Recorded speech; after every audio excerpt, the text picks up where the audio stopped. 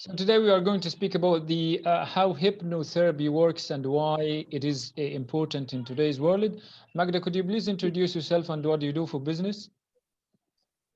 Okay, I'm Dr. Magda Medini. I'm speaking to you from India, and I am a doctor by profession. And right now, currently, I'm on a job in occupational health. I am an occupational health doctor, really leading in a very reputed company in India, which is collaborated with the US-based company named Medini. Yeah, that is awesome. So let's start by what is hypnotherapy? Yeah. Hypnotherapy is a basic technique that makes the brain reach the subconscious mind directly. And it acts upon the subconscious mind and it hits the target. And I shortly believe that the subconscious mind is like a hidden Wi-Fi directly connected to the universe. It's like a direct Wi-Fi connection. So you are tuning in, like you're learning to program. If I don't mind speaking in a programming language. Okay. Okay. It is like in a computer, you program it and you make the hardware move, and the brain is the hardware. And when you put a particular operative system, right now currently an Android operating system is running. So on that basis, like you're installing an operative system, like the programming is hypnotherapy with the language we use in hypnosis, and that will transform your life. And how does accessing this subconscious knowledge and these subconscious feelings affect the human being? Yes. So the mind, not many know, is a very malleable thing. It's very malleable. And with the programming, like suppose you have anxiety, you have genetic disorders, you have autoimmune disorders like SLE, such like with that, which is very difficult with the traditional medicine to get cured about it. There are even certain disorders that lifetime that is imprinted with you till your death. And hypnosis can help you get through that. Like disorders like cancers, multiple sclerosis, SLE have been successfully cured with hypnosis and hypnotherapy, with just programming the mind like an operative system. So my question is, can the mind be trained? Yes, it can be. How do you do that? It is like you get the person into trance. Okay, first you make the person feel relaxed, immensely relaxed, and make you like we are awake, and this is the beta state. Like when you are slightly asleep, you're directly moving to alpha state. And then when you are in the deep trance, that is the hitting the target. That is the theta state. With this theta state, you program it. And how does hypnotherapy and let's say your treatment to the brain fit into the occupational health? Okay. Occupational health and hypnosis, yes, they do have a correlation. If you say in occupational diseases, like if I quote it with some examples, like pneumoconiosis, and there are certain disorders, even occupational asthma, such a thing with a person gets deteriorated because they know that this is occupational and this is very imminent to us to get it. So on that basis, hypnotherapy, if you counsel them with the help of counseling, when they're awake or so, it will relieve. So my understanding is that this is a counseling service and it may be available to only the people who pay for it. What about the other people who cannot pay? Certainly, if they are not affordable to pay or so, definitely as a service, as a service person, definitely I would love to help them in some or the other way. My question also entails, are there ways in which a person can teach themselves individually?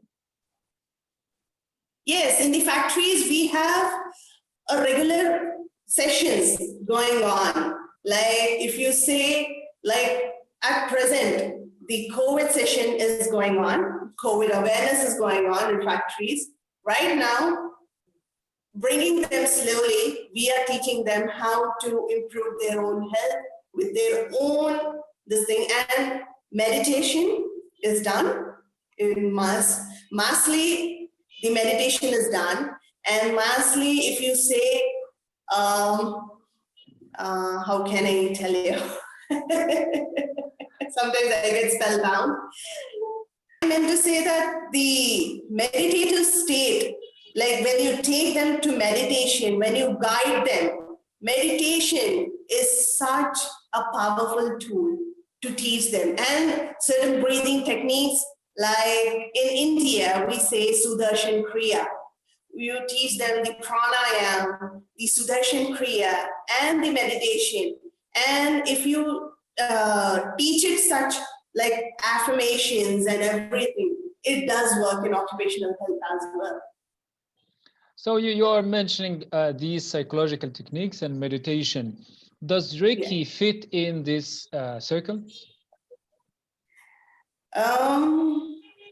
Not much, but I personally feel if I get a chance, I would love to inculcate this technique too.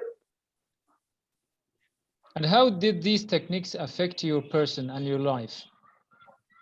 Okay. When I entered Reiki in the year 2018, I was totally devastated. I had gone through a trauma that is like I had lost everything, even my own prestige.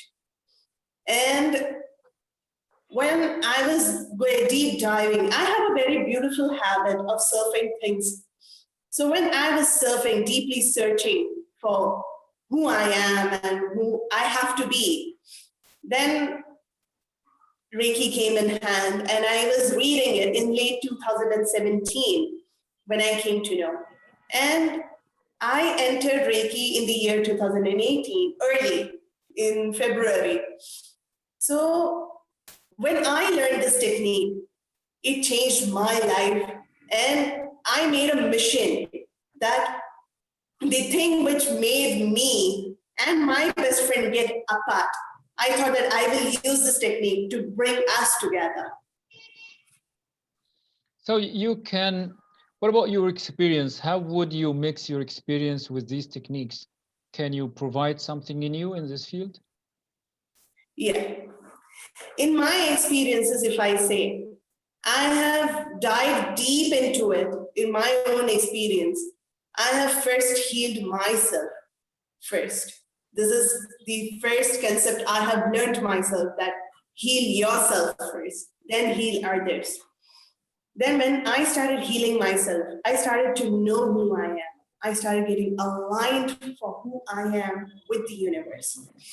And certainly, my life transformed to such a way that the family who refuted and refused to talk to me, today they are the closest relationship I ever follow.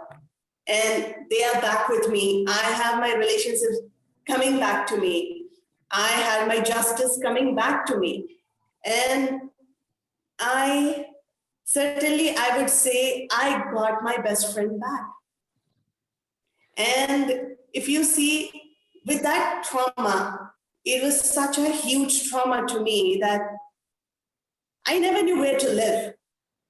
And Reiki as a technique has really did help me. And along with medicine, if I say, I really came to know many things with the power of intuition. That, I came to know that the things which happened with me certainly were not my faults as well. You will learn, you were in such a situation that you were meant to learn certain lessons in your life. And what I learned, the major lesson, trauma is not your pain, and trauma is the biggest lesson ever. So may I understand, you mentioned healing yourself. How did you do that? By routinely, when I entered, I learned Reiki 1. Then I was being instructed to practice the Reiki meditation for 21 days. And along with that, the Reiki 2, where you will be given certain symbols, the basic symbols. And with that symbols are nothing but, they are not something to be idealistic or to be leading you to polytheism. No, that's the biggest myth ever. What I would say, it's like stenographed language. Symbols are like stenographed language that you have to inculcate that, this is the language which I have to use, and this is the thing which has to be given and received. It is like with that prolonged practice. And when I entered level 2, if you can say, you are being given to heal others through distance. And that's the amazing part, that you can, either you can let the person know or not. That's up to you. But yes, it does reach the subconscious of the other mind, of the other person's mind. And that is what plays a role into. There is a symbol in Reiki that I would not mention here, what is this meant here, but the Reiki masters and the Reiki who have learned Reiki, people who have learned Reiki will certainly know this, that with that symbol, it works like a bridge between two people. And it is like you are healing yourself, you're healing others as well, through healing you. This is the connection that goes on. And when you enter the mastership, that's the real miracle happens, that you enter a state of enlightenment. And that's the path, that's the absolute spiritual path that you take. And if I would love to quote one additional thing, that with the healing techniques, along with Islam, definitely it does work a lot. They go hand in hand. They're parallel.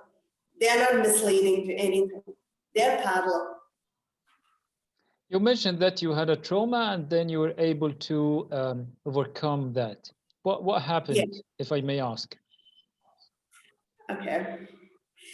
There was a day that I and my best friend, we were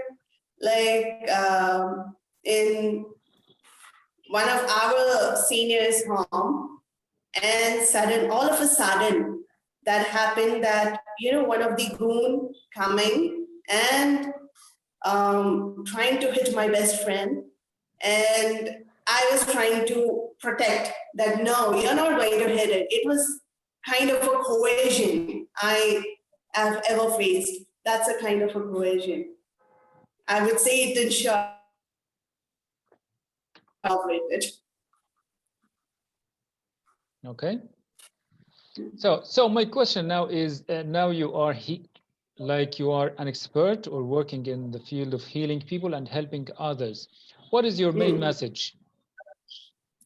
My main message is, do not let yourself give up into anything. I have been in such a state that I lost everything, and today I have everything. Today I have everything. Today I have a family.